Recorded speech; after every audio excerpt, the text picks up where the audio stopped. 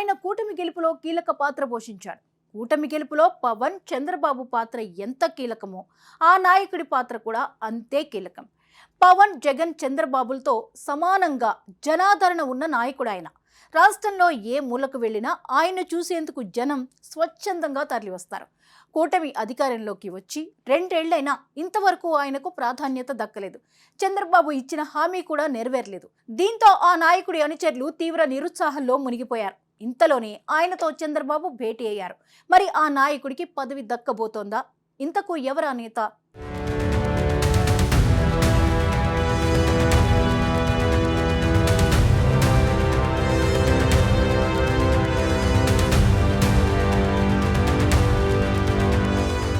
2024 ఎన్నికల సమయంలో టీడీపీ కోసం, కూటమి గెలుపు కోసం వంగవీటి రాధ ఎంతగానో శ్రమించారు. చంద్రబాబు కూడా రాధకు కీలక పదవి ఇస్తామని హామీ ఇచ్చారు. అయితే రాధకు ఇప్పటివరకు సరైన పదవులు మాత్రం దక్కలేదు. ఎమ్మెల్సీ అవుతారని, మంత్రి అవుతారని ఆయన అభిమానులు, అనుచరులు ఎన్నో ఆశలు పెట్టుకున్నారు.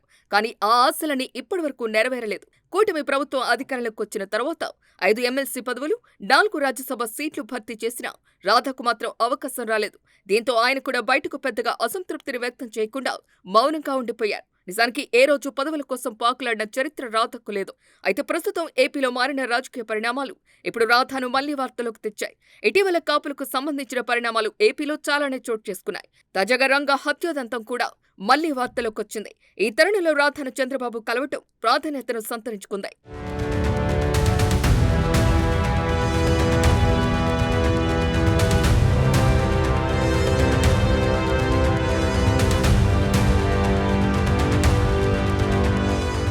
ఆంధ్రప్రదేశ్ రాజకీయాల్లో వంగవీటి రాధాకృష్ణ స్థానం ఎప్పుడూ చర్చల్లోనే ఉంటుంది.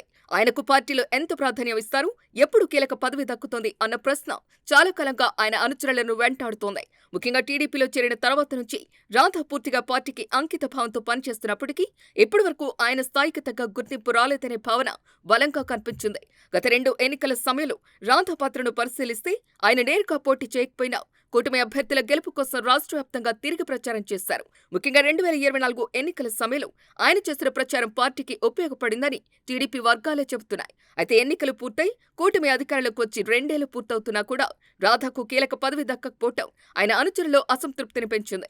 తాజాగా చంద్రబాబు స్వయంగా రాధతో భేటీ కావటం చర్చనీయాంశంగా మారింది.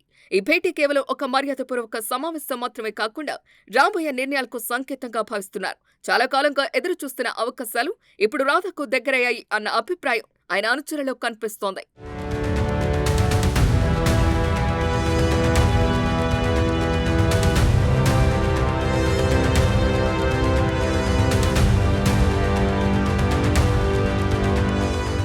ఇప్పుడు ప్రధానంగా చర్చ జరుగుతున్న విషయం ఏంటంటే రాధాకు ఏ పదవి దక్కబోతోంది అన్నది.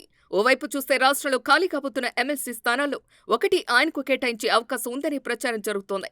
మరోవైపు జాతీయ స్థాయిలో ప్రాధాన్యం కల్పించాలనే ఆలోచనలతో ఆయనను రాజ్యసభకు పంపే అవకాశం ఉందని రాజకీయ వర్గాల్లో చర్చ నడుస్తోంది. ఈ రెండిట్లో ఏది జరుగుతోంది అన్నది ఇంకా స్పష్టత రాకపోయినా ఈసారి మాత్రం ఖచ్చితంగా ఒక గౌరవప్రదమైన పదవి దక్కే అవకాశం ఉందన్న సంకేతాలు బలంగా కనిపిస్తున్నాయి. ఈ నిర్ణయంలో సామాజిక సమీకరణాలు కూడా కీలక పాత్ర పోషిస్తున్నాయి. ముఖ్యంగా కాపు సామాజిక వర్గంలో వంగవీటి కుటుంబానికి ఉన్న ప్రాధాన్యం చాలా ఎక్కువ.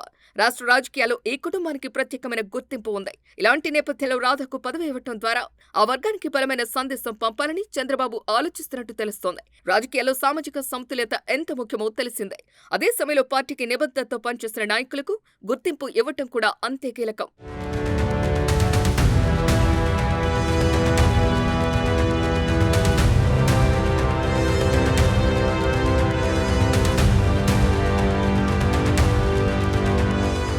ఇక మరో ముఖ్య అంశం ఏంటంటే రాధాకు ఇతర పార్టీల నుంచి కూడా ఆహ్వానాలు వచ్చినట్టు గతంలో వార్తలు వినిపించాయి. ముఖ్యంగా వైసీపీ నుంచి ఆయనను ఆకర్షించే ప్రయత్నాలు జరిగాయన్న చర్చలు కూడా ఉన్నాయి.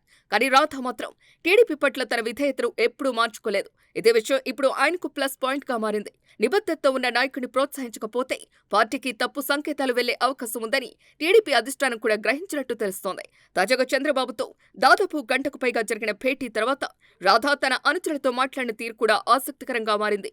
త్వరలోనే మంచి వార్త వింటారని చెప్పినట్టు సమాచారం. దీంతో రాధకు అధినేత నుంచి స్పష్టమైన హామీ లభించిందన్న భావన మరింత బలపడింది. ఇది కేవలం వ్యక్తిగతంగా రాధకు మాత్రమే కాకుండా ఆయన వెంట ఉన్న క్యాడర్ కు కూడా ఓ నమ్మకాన్ని ఇస్తోంది. మొత్తంగా చూస్తే వంగవీటి రాధాకృష్ణకు పదవి ఇవ్వాలన్న అంశం ఇప్పుడు రాజకీయంగా కీలక దశకు చేరుకుంది. ఇది కేవలం ఒక నాయకుడికి పదవి ఇవ్వటమే కాదు, పార్టీ లోపల సమతుల్యత, సామాజిక సమీకరణాలు ఇలాంటి అన్ని అంశాలను దృష్టిలో పెట్టుకుని తీసుకునే నిర్ణయం. మరి రాధా పొలిటికల్ ఫ్యూచర్ ఏ మలుపు తిరుగుతుందో వేచి చూడాలి.